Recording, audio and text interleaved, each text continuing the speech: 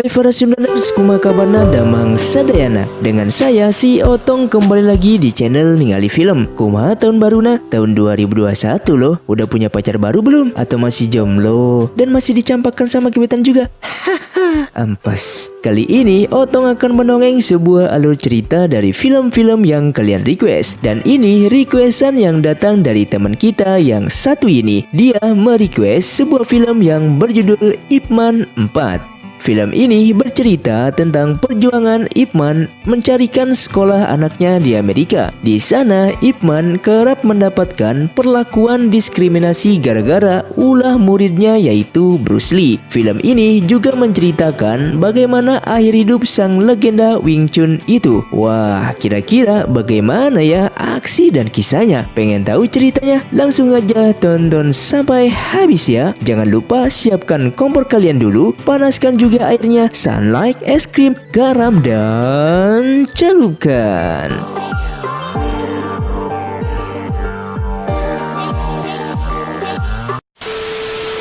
Film ini dimulai dari Ip Man yang divonis menderita kanker kepala dan leher. Dokter menyarankannya untuk berhenti merokok dan melakukan kemoterapi. Tapi Ip Man tak menjawabnya dan film pun dimulai. Di suatu pagi, seorang pria kulit hitam mendatangi sasana Wing Chun. Dia tersenyum pasca melihat foto maha guru Ip Man. Karena anak-anak Wing Chun tak bisa bahasa Inggris, maka pria ini pun diusir. Merasa tak terima, pria ini melawan dan perkelahian pun terjadi.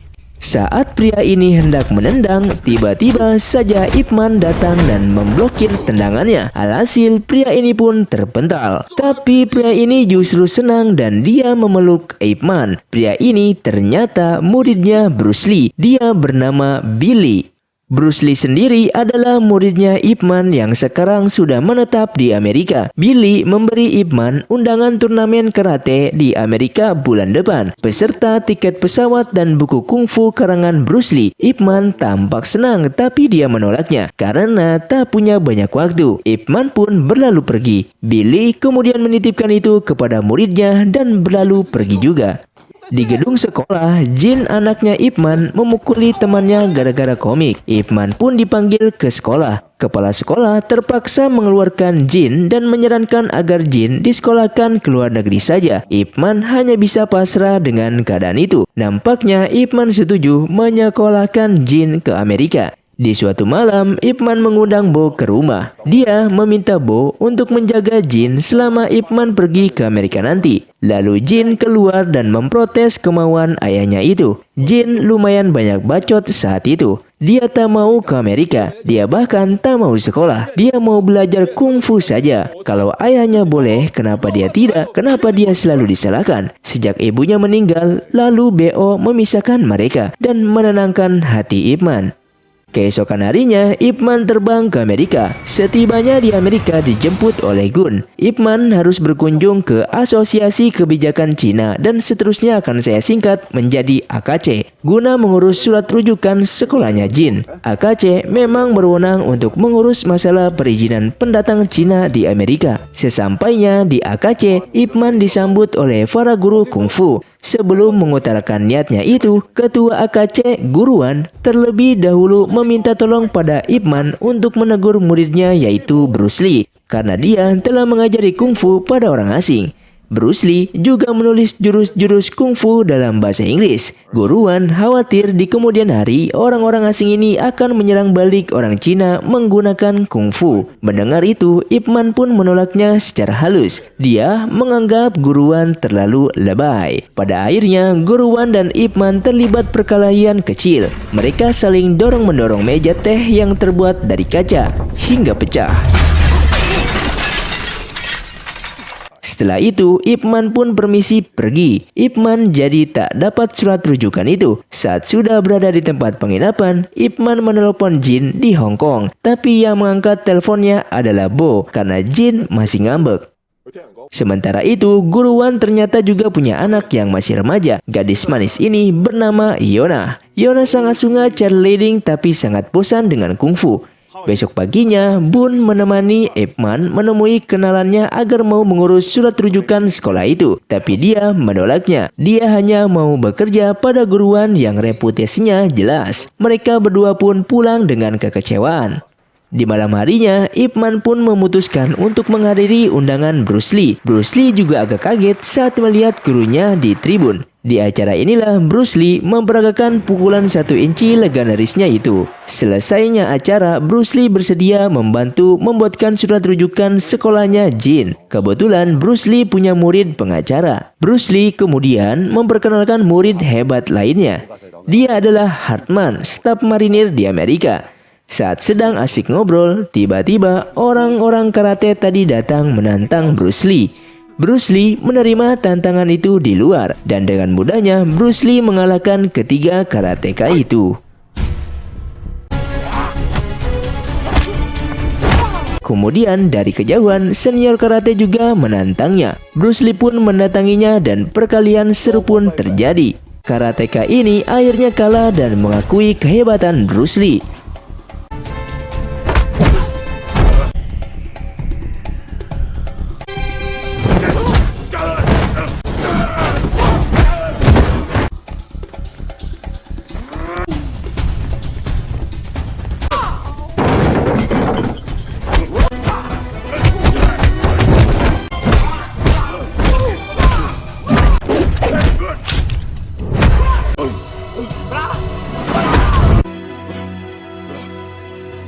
Keesokan harinya, Ip Man berkunjung ke sekolahan yang dimaksud sambil membawa surat. Dia sempat menunggu Capsek sebentar. Ternyata anaknya guruan juga bersekolah di sini. Dia berlatih cheerleading dan terpilih untuk tampil di acara nanti. Tapi temannya yang pribumi iri dan memprotes gurunya karena menganggap Yona tak layak. Sedangkan gurunya tetap bersikeras. Gadis pribumi ini bernama Becky. Adegan beralih ke Ip Man lagi. Capsek menerima surat itu, tapi dia juga tetap butuh surat dari AKC. Atau jika Ip Man mampu menyumbang $10.000 untuk sekolahan, maka surat-surat ini tak diperlukan lagi. Tentu saja Ip Man tak mampu. Dia akhirnya pulang dengan lesu. Saat sudah di luar, Ip Man kaget melihat ada keramaian jauh di sana. Ternyata itu adalah Yona yang dipelonco oleh Becky bersama teman-teman pacarnya. Kedua tangan Yona dipegangi, lalu Becky memotong rambutnya agar dia tak jadi cheerleader. Yona mampu melepaskan diri. Dia mendorong Becky sampai pipinya terluka. Saat Yona hendak dijepit dengan pintu, tiba-tiba saja Ip Man memblokir pintunya. Ip Man pun menghajar mereka dengan porsi anak sekolahan tentunya, mulai dari jewer, jitak, pencet hidung, hingga pukul pantat. Anak-anak bule ini pun akhirnya lari tunggang langgang. Guru Ip mengantarkan Yona pulang naik bis. Mereka mengobrol, Ip Man pun bercerita tentang masalahnya. Yona pun bersedia membantu Ip Man agar bisa mendapatkan surat rujukan itu. Di lain tempat, Becky menangis mengadu pada ibunya. Lalu ibunya menelpon suaminya agar mengusut tuntas kasus ini. Ayah Becky punya jabatan semacam petugas imigrasi. Sesampainya di rumah, Yona membujuk ayahnya agar mau memberikan surat itu. Guruan kaget melihat wajah memarnya Yona. Bukannya simpati, Guruan malah menampar Yona. Dia menyesalkan aksinya itu. Yona pun menangis sedangkan Ip Man membelanya. Guruan lalu bilang, kau tak tahu apa-apa karena kau tak tinggal di sini. Mendengar itu, Guru Ip berlalu pergi. Tapi Guruan menantang Ip Man untuk bertarung. Guruan tak mau Ip Man memanfaatkan Yona demi surat itu. Mereka berdua pun bertarung di hadapan Yona yang cantik itu. Pertaruhan ini pun berjalan dengan sangat sengit. Keduanya sama-sama jago.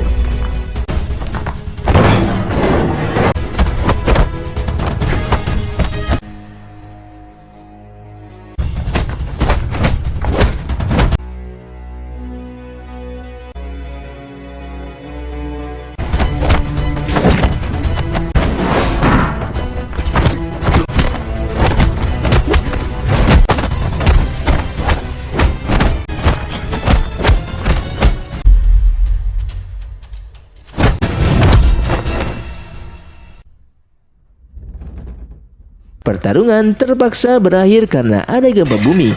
Mereka berdua tak meneruskannya. Ip Man pulang dan bilang bahwa dia mengantar Yona untuk menjaganya, bukan untuk surat rujukan itu. Ip Man kembali menelpon Jin ke Hong Kong. Tapi seperti biasa, Jin ogah mengangkat teleponnya. Keesokan harinya, di tempat militer Amerika, para kadet sedang berlatih karate. Murid Bruce Lee, Hartman, sedang menderek boneka kayu. Sersan Barton meminta Hartman untuk membuangnya karena di sini bukanlah museum Cina, tapi Hartman menolaknya. Alhasil, Barton menantang pertarungan melawan Colin, si guru karate. Jika Hartman menang, maka kungfu Cina boleh masuk ke dalam kurikulum marinir. Colin dan Hartman pun bertarung, tapi sayang Hartman bisa dengan mudahnya ditaklukkan dan Barton pun membakar boneka kayunya. Di lain tempat, Yona mendatangi Ip Man dan memberinya surat itu.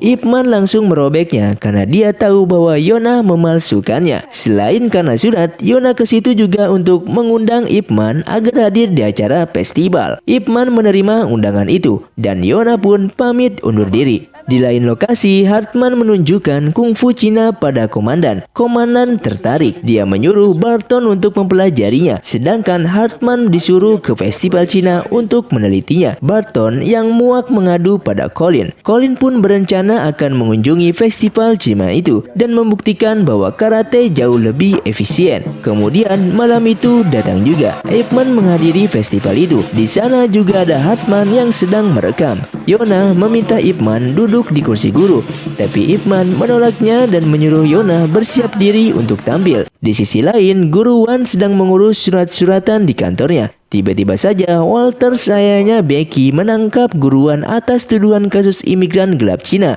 Guru Wan pun digelandang ke kantor imigrasi. Sementara itu, di acara festival, Collins dan murid-muridnya naik ke atas panggung. Dia memprovokasi dan menantang para guru untuk melawannya. Satu persatu guru kungfu turun dan satu persatu juga mereka kalah.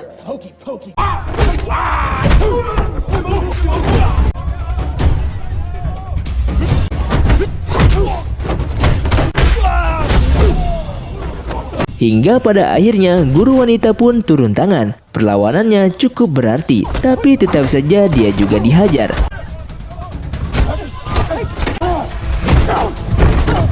Saat Colin hendak meninjunya, tiba-tiba Guru Ip menendangnya dan pertarungan sengit pun terjadi.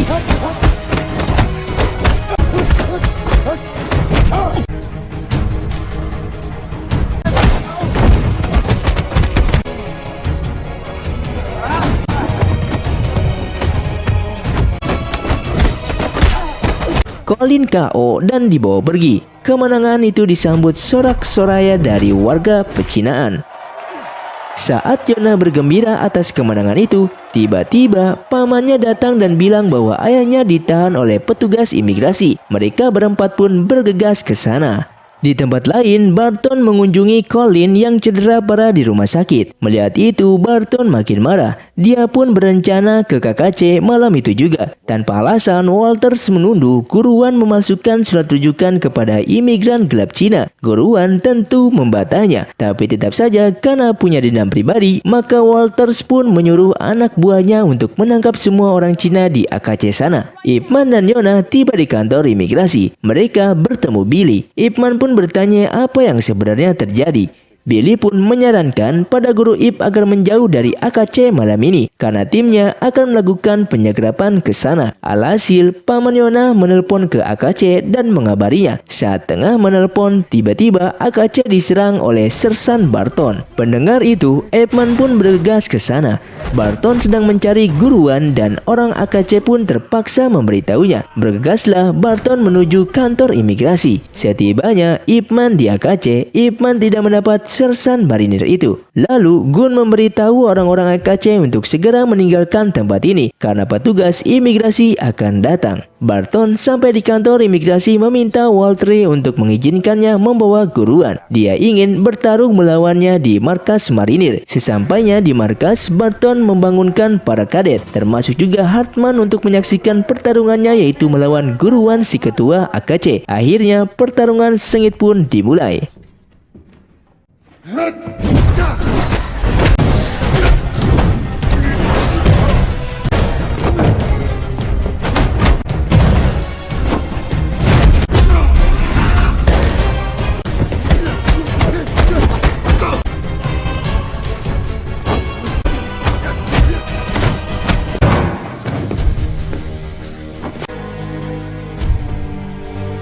Sayangnya, Guruwan harus takluk di tangan Barton. Dia bahkan mengalami cedera parah.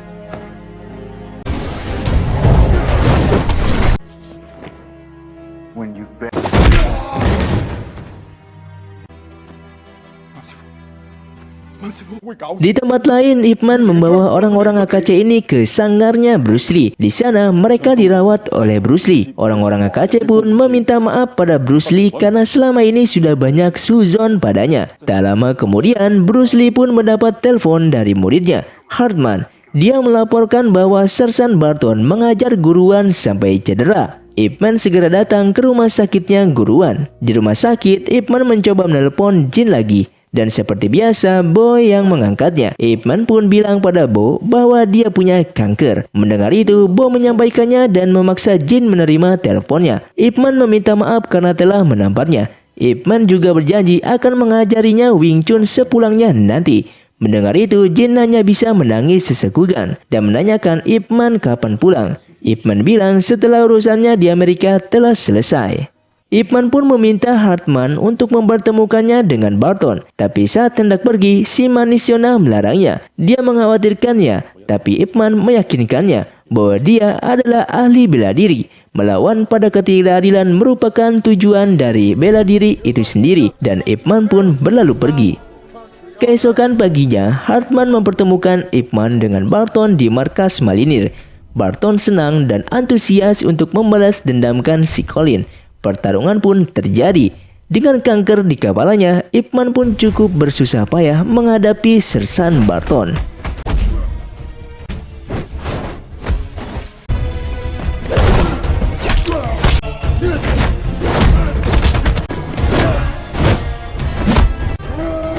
Ip Man sempat tersungkur tapi kemudian bangkit lagi.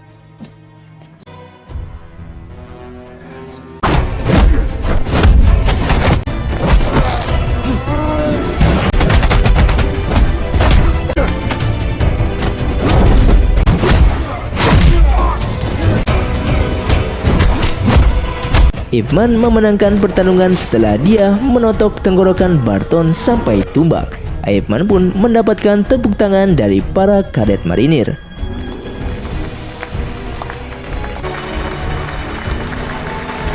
Setelah semuanya selesai, Guruwan memberikan surat rujukan itu pada Ip Man. Ip Man menerimanya sekaligus pamit pulang. Setibanya di rumah, Jin minta diajari Wing Chun. Ip Man pun mengajarinya. Dia bilang akan memperagakannya sekali saja, tapi tolong diregam.